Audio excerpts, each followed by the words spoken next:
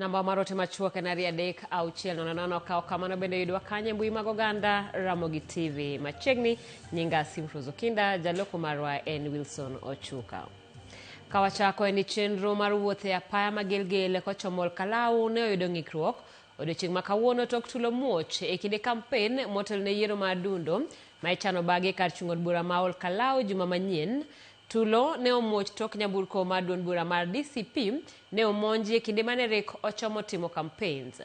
Tulo makama timore mono odiochienge abich motel ne yiero ma adundo ma Ol Kalou. Sharon Ong'ao ni kod ler mathoth. Nyamburko ni kido mar lori momuon gi posters mag duond bura mar DCP no monji kende ne okethi e kinde mane rek ochomo timo campaigns e kar chung' od bura ma Ol Kalou.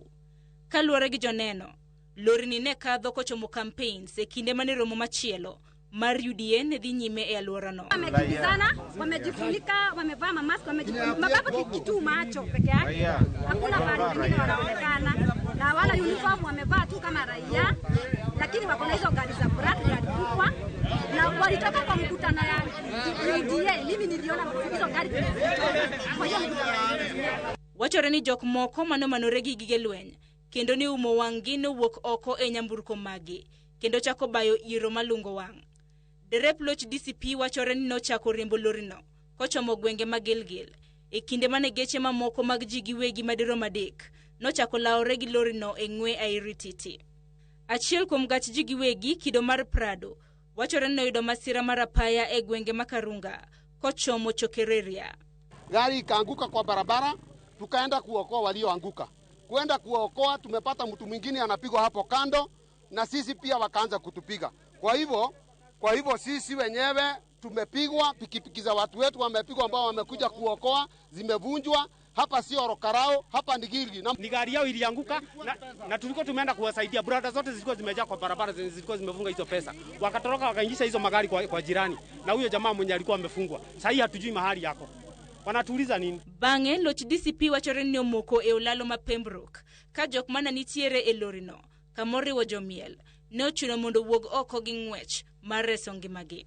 Jok manore gi gige lweny moriwo bunde ne omonjo lorino kenda kethe ka ripot bende yangore ni ne gimako kendo kawo dereva mar lorino. Magi duto te timore ka josiasa mawuok e kweth mopogore opogore ne osingo mano mar nyayo kwe motelo ne yiero ma adundo ma Ol Kalou mochan bag chieng' tich ang'wen mar juma mabiro. Tulo makama bende tim SARS motelo ne arita kwe pacho kae bende ne osingo ni gibiro telo ne nyayo kwe e gwenge ma Ol Kalou. I want to assure the chairman of IBC that the national security organs led by the Inspector General of Police is aware about criminals like Rigathi Gachagua who are planning violence in Ol Kalou. But I also want to inform the chairman of IBC that he has nothing to fear because we have put in place proper security mechanism to combat all those criminals and goons that Gachagua was planning. We have enough security, in particular that in that particular area of Ol Kalou, and there's no space for anyone to organize criminal activities in that place. Whoever that is going to do that will definitely be on our police. Nyaka chop sani onge ng'ata mosemaki kaluwore gi tulono. Tulo manokelo hinyruok mar ji adek. Sharon Ong'ao, Ramogi TV. Duol mochung'ne bago yiere pacho ka ABC dhi nyime kod yudore lot maliet kaluwore gi liet mar siasa ndalo matin motenore yiero madundo ma Ol Kalou. Jalup ogai mar Jubilee Dr. Fred Matiang'i oseyo ABC kuom bedo tenge kinde ma apisas mag sirikal to dhi nyime gi timo campaigns ne jachung' mar duond bura mar UDA Samuel Muchina ataro mar chik. E komachielo put moyiedhi mar od bura makelo kanyakla duond buche ojiwo ABC mondo dhi nyime gi bago yiero ma Ol Kalou kaka ne ochana. Chris Owino ni kod ler mathoth. Duol mochung'ne yiero pacho kae ABC medo wuotho e yo mapoth kaluwore kod weche motenore gi yiero madundo ma Ol Kalou. Jalup ogai duond bura mar Jubilee Dr. Fred Matiang'i kod aput moyiedhi mar od bura makelo kanyakla duond buche mong'ere ka Political Parties Liaison Committee PPLP omedo duondgi e wi yiero ma Ol Kalou ka ginyiso IBC ni yiero ma Ol Kalou nyaka timore kaka ne ochan. They are capable of doing this, and the question I want to ask them, and I will ask them again and again and again, on a scale of 1 to 10, let them face Kenyans. Wakae kwa room wajiulize. They are walking Kenya to a crisis themselves. Broad daylight. They are walking the country to a crisis. I want to encourage the IPC to ensure that the by-election in Ol Kalou goes on, because all the parties, both opposition and government, they are saying that the by-election should go on.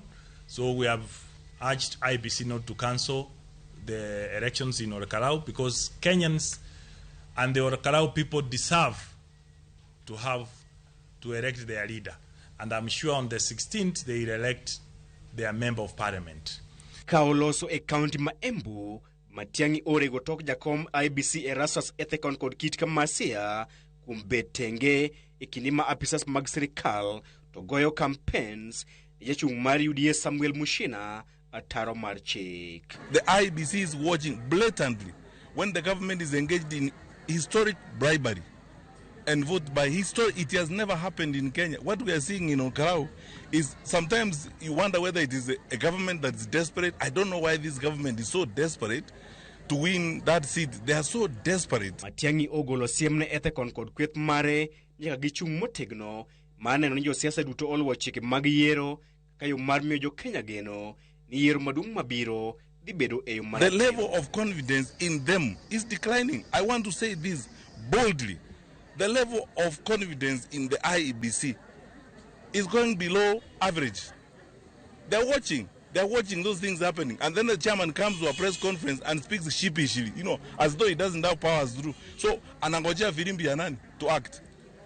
He's waiting for who? Sasa kazi yake ni kupata orders from the executive branch of government. Eko machielo, jakom PPLP Evans Misati ogolo siem mager ne josiasa kuom rwako IBC e lweny mage ka olero ni wacho weche maricho ewi IBC nyalo nyumo piny Kenya e bugo. We had agreed as political parties that we can fight our wars as political parties. Rigathi Gachagua can fight William Ruto from morning to evening. William Ruto has a way of dealing with him.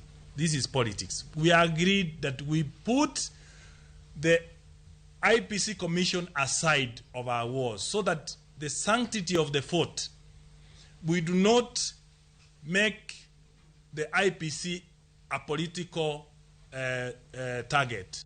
Misati bende obwogo mar dhi e doho kendo donjo ne ogai mar DCP Rigathi Gachagua kuom wacho weche mag miriambo e wi jakom IBC Erastus Ethekon. Chris Owino, Ramogi TV. Kapod wantie weche mag siasa, en ogai mar ODM Oburu Oginga wacho ni ok ohero digni weche mag siasa kendo nyaka josiasa chimre tir gi chenro mekgi. Oloso e kaunti ma Siaya kinde nyasi ma jiwo joma mine kama omedo tielo ni jatend piny nyaka ket agoko matin e telo mare mar chopo lek mare mar keto piny Kenya obed kaka piny mar Singapore. Joyce Oduor ni kod ler mathoth. E kar chung' od bura magem e kaunti ma Siaya, josiasa mag duond bura mar ODM ochopo e nyasi mar jiwo wakeini kama weche mag siasa ochuoyo chieng'a. Ogai mar ODM Oburu Oginga osiro weche mayande wacho ni jatend piny oket agoko matin e telo mare kolero ni mano ema nyalo tero piny Kenya obed kaka Singapore. Violent dictatorship is that as a president who is selfless, who is serving his people, and there are some visions you have which you know will benefit your people eventually.